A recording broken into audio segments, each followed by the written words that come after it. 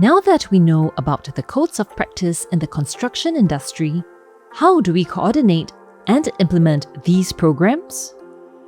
Having to coordinate and implement WSH management programs requires documentation involving stakeholders and explaining WSH requirements to parties involved.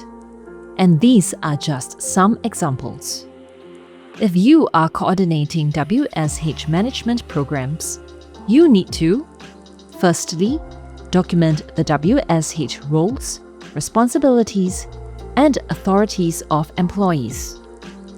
Secondly, communicate to relevant stakeholders of their WSH roles, responsibilities, and authorities.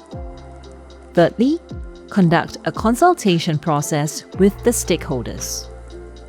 Fourth, explain to the stakeholders the requirements of the organizational WSH management system.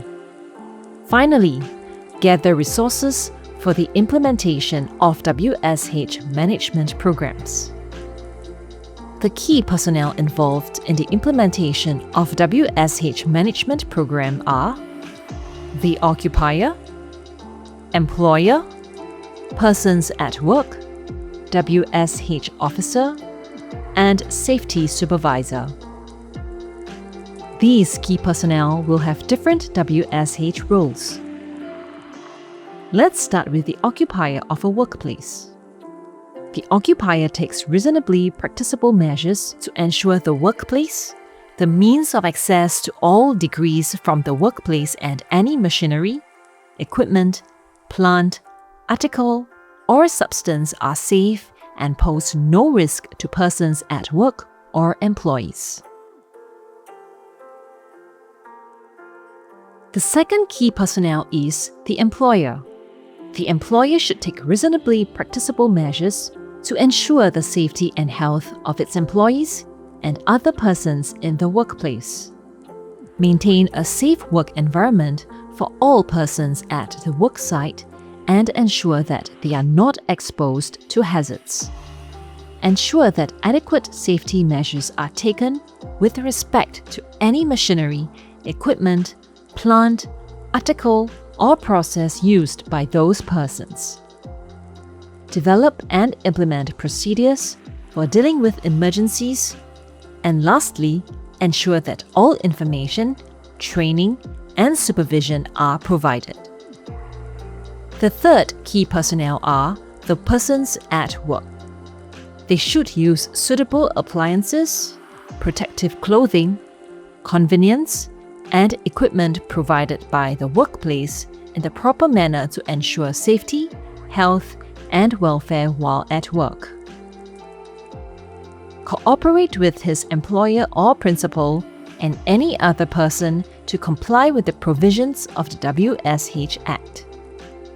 Do not willfully or recklessly interfere with or misuse any appliance, protective clothing, convenience, equipment, or other means or thing provided for securing the safety, health, or welfare of persons at work.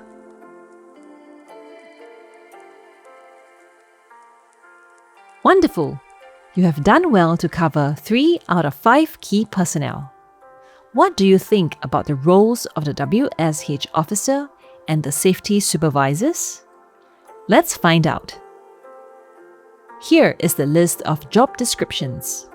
Can you identify which roles belong to WSH officers and which roles are performed by the safety supervisors? Take a few moments and write down your answers. Are you ready? Good. Let's go through the job roles for the WSH officer together. The WSH officer should identify and assess any foreseeable risk arising from the workplace or work processes. Recommend to the occupier of reasonably practicable measures to eliminate any foreseeable risk to any person.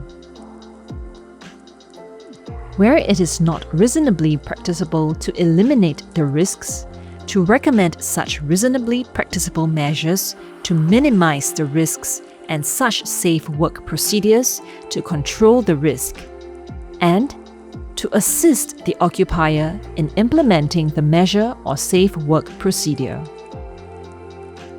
Hence, the WSH officer has oversight of the WSH issues at the workplace.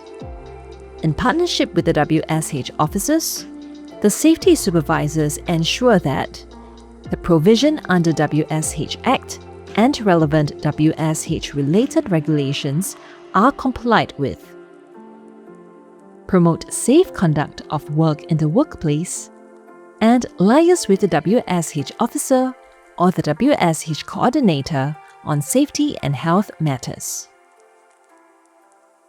Did you get the answers to the questions correct? In summary, management should ensure that resources required to establish, implement, maintain, and improve the systems are made available. Take some time to review the earlier slides for this first topic if needed before we move on.